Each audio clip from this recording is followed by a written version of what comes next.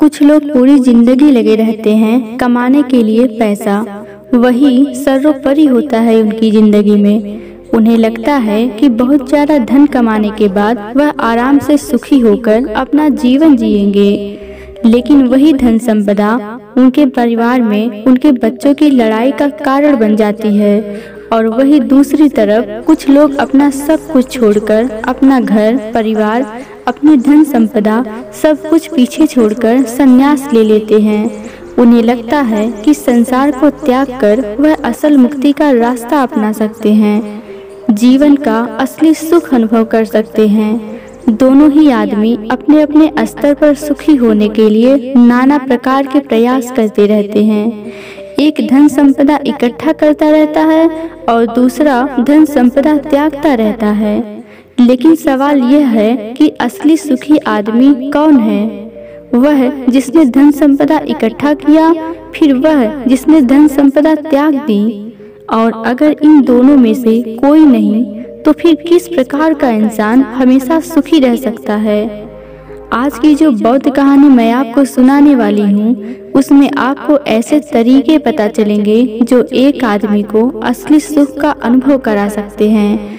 इन तरीकों से जीवन यापन करने से आपको असली सुख के बारे में पता चलेगा, असली आनंद के बारे में, जिसे हम कह सकते हैं परमानंद परमानंद परमानंद।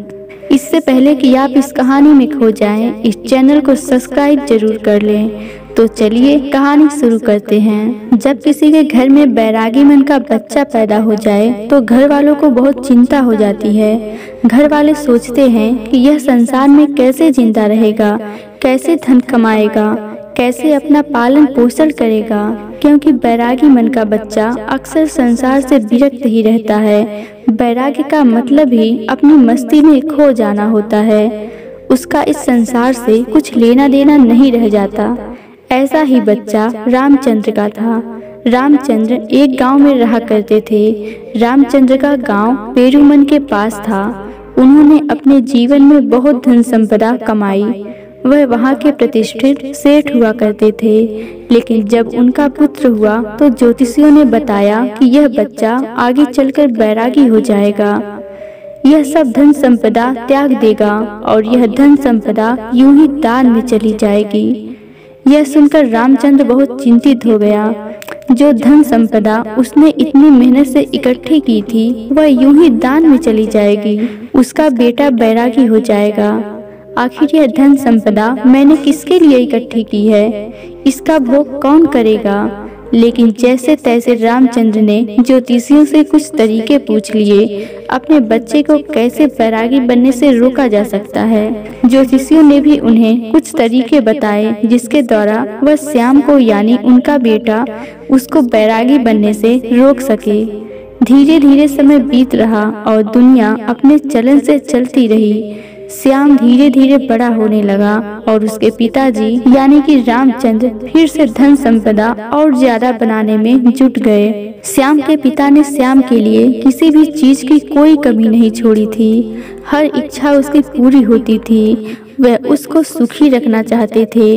वह चाहते थे कि मेरे बेटे को दुख का अनुभव भी ना हो, तो फिर वह बैरागी क्यों बनेगा? लेकिन जब श्याम 7 साल का हुआ तो एक दिन उसके द्वार पर एक बौद्ध भिक्षु पहुंच गया। वह वहां पर भिक्षा मांगने के लिए आया था, लेकिन श्याम उसके साथ घंटों बातचीत करता रहा। उसके पिता को जब यह बात चला तो वह श्याम को डांटकर उससे कोसों दूर ले गए। वह सोच रहे थे कि इस भिक्षु के पास बैठकर कहीं मेरे बेटे का मन बैरागी ना हो जाए। इसीलिए उन्होंने बौद्ध भिक्षु को डांटकर वहां से भगा दिया। अपने बेटे को समझाते हुए कहा कि बेटा, मैंने तुम्हारे लिए किसी चीज की कोई कमी नहीं छोड़ी रखी है। तुम इन भिक्षुओं के पास क्यों बैठते हो? क्या मजा आता है तुम्हें इनके पास? मैंने तुम्हारे खेलने के लिए नाना प्रकार के खिलौने ला रखे हैं। इतनी दासियां तुम्हारे सेवा के लिए लग रखी हैं, लेकिन फिर भी तुम यह सारी भोग की चीजें छोड़कर इन भिक्षुओं के पीछे क्यों भागते हो? यह सुनकर श्याम ने कहा कि पिताजी, मैं इन चीजों से उकता गया हूँ। यह सब चीजें मैंने इतनी ज्यादा भोग ली है कि मेरा मन अब इनसे दूर हो चुका है। मुझे कुछ और चीजें चाहिए, कुछ और चाहिए, कुछ अलग प्रकार का सुख चाहिए। अब श्याम तो बच्चा था, उसके पिताजी उसको इस बात का क्या जवाब देते? उनके पास इस बात का कोई जवाब नहीं बना। आखिरकार उन्होंने निश्चय किया कि वह उसके मनोरंजन के लिए और भी नई नई चीजें लेकर आएगा, ताकि उसका मन वैराग्य की तरफ भटक ना सके। लेकिन जैसे जैसे श्याम बड़ा हो रहा था, वह समझदार भी हो रहा था और अब उसे समझ में आ चुका था कि धन संपदा इकट्ठी करने से कोई सुख प्राप्त नहीं होता है, वह बस सुख की भ्रांति देता है। इसीलिए वह ज्यादातर अपना समय संतों और भिक्षुओं के साथ बिताने लगा। एक दिन जब उसके पिता ने उसे संतों के पास बैठे देखा तो उसका खून खौल गया। उसने सोचा कि मैंने जिंदगी भर जिस बच्चे के लिए कमाया वह भिक्षु बनने जा रहा है। मैंने उसको इतना समझाया, सारी सुख सुविधाएं उसके लिए हासिल करवाएं और फिर भी यह मुझे छोड़कर, मेरी संपत्ति को छोड़कर वह बैरागी बनना चाहता है। इसीलिए उसने गुस्से में अपने बेटे का हाथ पकड़ा और सीधा उसे अपने घर पर ले गया। घर ले जाकर उसने अपने बेटे के चेहरे पर एक थप्पड़ मारा। गाल पर थप्पड़ पड़ते ही कोमल स्वभाव श्याम के आंसू टप टप करके नीचे रामचंद्र के पैरों पर गिरने लगे। इसके बाद रामचंद्र को एहसास हुआ कि उसने बेवजह ही, बिना कोई बात ही अपने बेटे को यूं ही थप्पड़ मार दिया। उसने अपने बेटे को समझाते हुए कहा, मैं तुम्हारे आगे हाथ जोड़ता हूँ। मैंने यह धन संपदा इसलिए इकट्ठी नहीं की है कि यह दान में चले जाए। मैं चाहता हूँ कि तुम इसका सुख भोग करो। तुम मेरी संपत्ति को भोगो। तुम्हारे अलावा मेरा है ही कौन? इस संपत्ति का मालिक कौन बनेगा? और यही असली सुख है। पूरी दुनिया इसके पीछे भाग रही है और तुम्हें यह धन संपदा विरासत में मिल रहा है। तुम इसका भोग करो। ऐसा क्या है इन भिक्षुओं में? ऐसा क्या है इन संतों में? तुम क्यों इनके पीछे भाग रहे हो? जो इस खजाने में नहीं है, जो इन दासियों में नहीं है, जो इन नाना प्रकार के भोग की वस्तु में नहीं है, ऐसा क्या है इन संतों में? यह सुनकर श्याम ने अपने पिता से कहा कि पिताजी, मैं आपकी हर एक बात मान लूंगा, बस आप एक बार आज शाम को मेरे साथ चलो। आज एक बहुत ही अच्छे संत का एक सत्संग होने वाला है। आज एक बहुत ही अच्छे संत का सत्संग होने वाला है। वह सत्संग करने वाले हैं, उपदेश होने वाला है ज्ञान का। आप एक बार उस ज्ञान का उपदेश सुन लीजिए। उसके बाद आप जो भी कहेंगे मैं आपकी हर आज्ञा का पालन करूंगा। बस आज शाम आप मेरे कहने से आप यह उपदेश सुन लीजिए। यह सुनकर रामचंद्र जोर जोर से हंसने लगा। उसने कहा, यह कौन सी बड़ी बात है, मैं सुन लेता हूँ। प्रवचन मैंने बहुत ही संतों का सुना है, लेकिन उसके बाद अपना वादा याद रखना। देखो श्याम, सिर्फ तुम्हारे कहने भर से मैं उस संत का प्रवचन सुन लूंगा, अन्यथा मुझे इन संतों के प्रवचन में कोई भी मजा नहीं आता है। यह सुनकर श्याम ने हाँ में सर हिला दिया। शाम को दोनों बाप बेटे उस संत के प्रवचन में पहुंच गए, जहां पर वह संत आज उपदेश देने वाले थे। थोड़ी देर बाद जब वहां पर पहुंचे तो संत को सभी लोग उठकर उनका अभिवादन किया। उसके बाद संत ने कहना शुरू किया कि संतोष के फल बहुत मीठे होते हैं। जो आदमी संतोष का फल चख लेता है उसके मन में अपार शांति का उदय होता है। इंसान को जो कुछ मिला है उसी में उसको संतोष करने का अभ्यास करना चाहिए। कोई आदमी गरीब है तो कोई आदमी अमीर है, लेकिन दोनों में ही ज्यादा धन पाने की इच्छा है, ज्यादा धन पाने की लालसा है, तो दोनों में अंतर क्या हुआ? लेकिन जो इंसान जितने में है उसी में संतोष करना सीख लेता है तो उस इंसान ने परमात्मा की तरफ अपना पहला कदम बढ़ा दिया है। तो वहीं पर सभा में एक विकलांग आदमी बैठा हुआ था। यह सुनकर उसका मन उद्विग्न हो गया। वह संत से पूछा कि हे महात्मा, आप कहते हैं कि संतोष रखिए, मैं किस प्रकार संतोष रखूं? मुझे भगवान ने क्या दिया? मुझे तो हाथ पैर भी सही सलामत नहीं दिए ताकि मैं अपना पेट भर सकूं। अब आप ही बताइए कि मैं संतोष किस प्रकार रखूं? मैं कितना अपने मन को समझाऊं? यह सुनकर उस संत ने मुस्कुराते हुए कहा कि बंदे, असंतोष रखने से क्या तुम अपने हाथ पैर वापस ला सकते हो? ठीक है, मैं कहता हूँ कि तुम संतोष मत रखो, उससे क्या फायदा होगा, परंतु तुम्हारे हाथ पैर तो फिर भी नहीं आएंगे। लेकिन असंतोष की वजह से तुम अपने मन को, अपने चित्त को दुखी जरूर कर लोगे। इसीलिए तुम्हारे पास कोई भी विकल्प नहीं है संतोष के अलावा। तुम्हें चाहे मजबूरी बस या अपने मन के अनुसार ही संतोष पैदा करना ही होगा। उसी संतोष को पैदा करने के बाद तुम अपने मन की शांति प्राप्त कर सकते हो।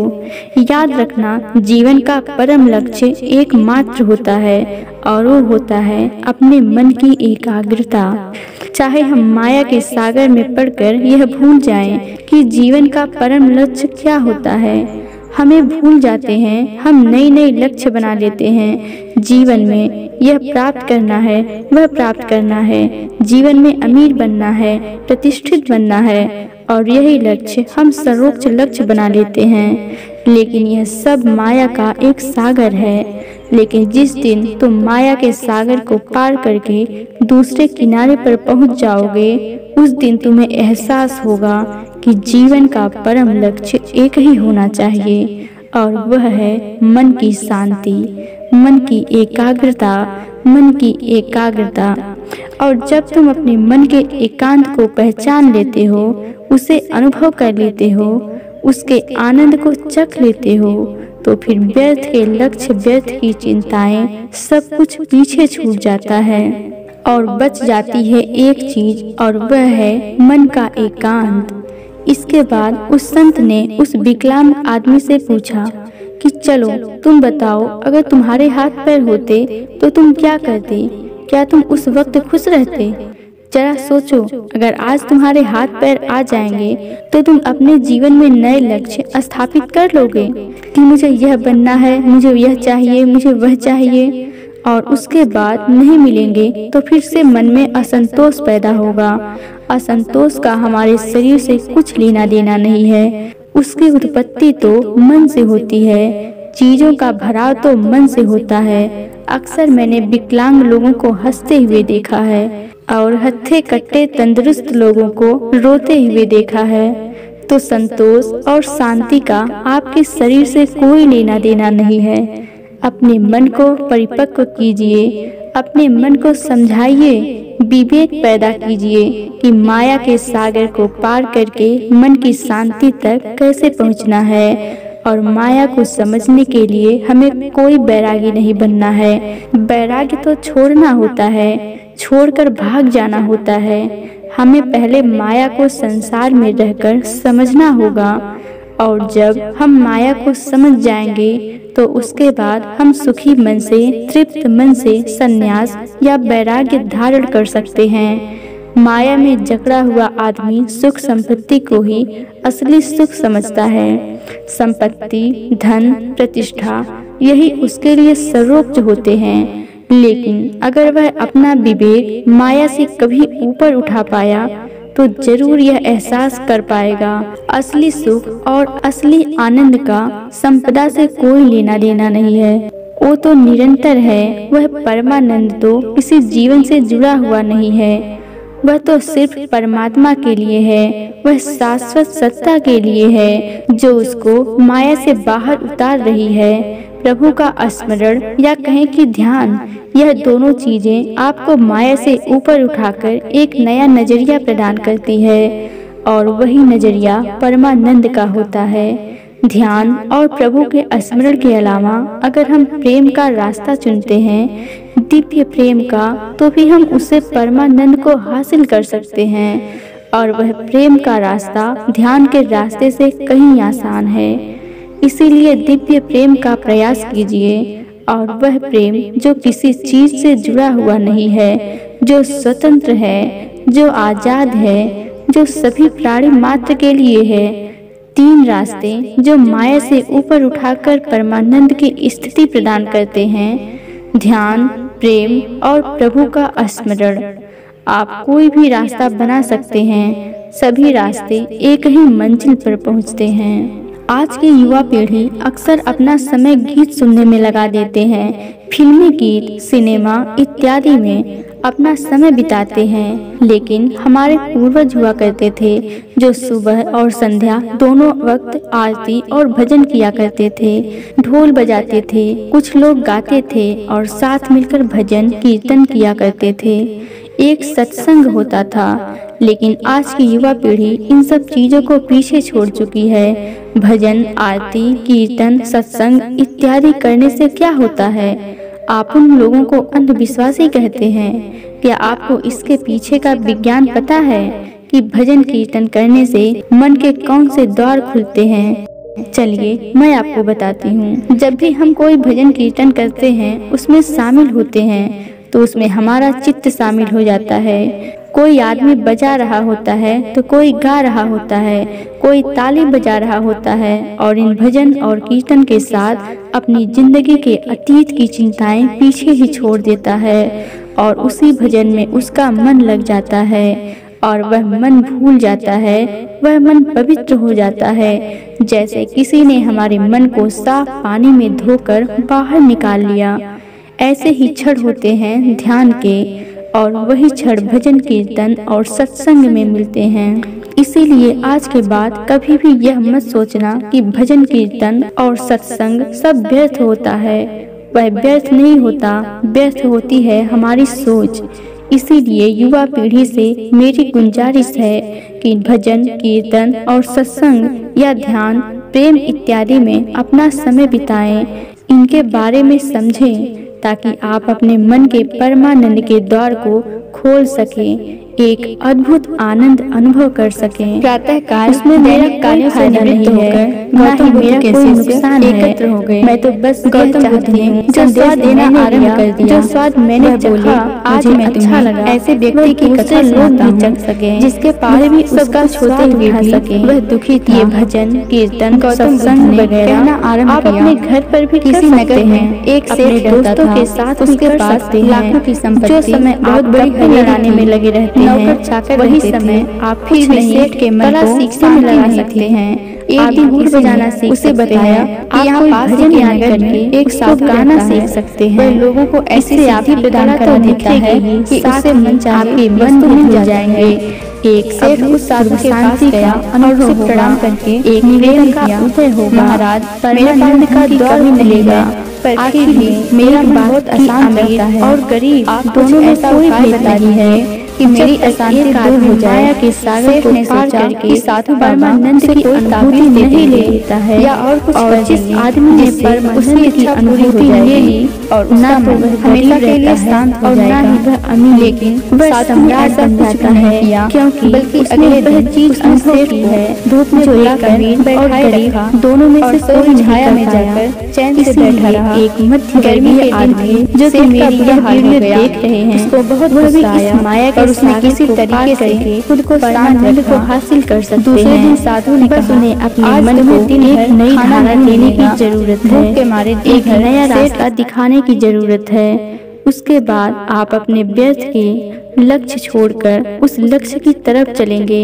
जो वास्तविक है, जो वास्तविक आनंद प्रदान करता है, और उसके बाद आपके मन की सारी भ्रांतियां टूट जाएंगी कि असली सुख कैसे प्राप्त किया जाता है।